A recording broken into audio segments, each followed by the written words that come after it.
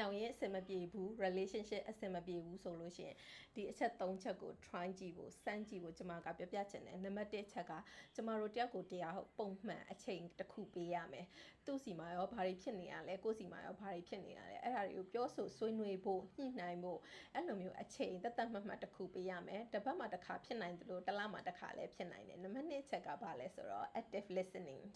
တိတိကျကျနားလည်အောင်နားထောင်မယ်သူဘာခံစားနေရတာလဲဆိုတာကိုကတကယ်ကိုနားလည်ချင်စိတ်နဲ့နားထောင်ပေးမယ်ကိုဝင်ပြီးတော့ဝေဖန်တာတွေဆော့ဖတ်တာတွေအကြံပေးတာတွေမလုပ်ဘူးနံပါတ်3ချက်ဘာလဲဆိုတော့ open and honest communications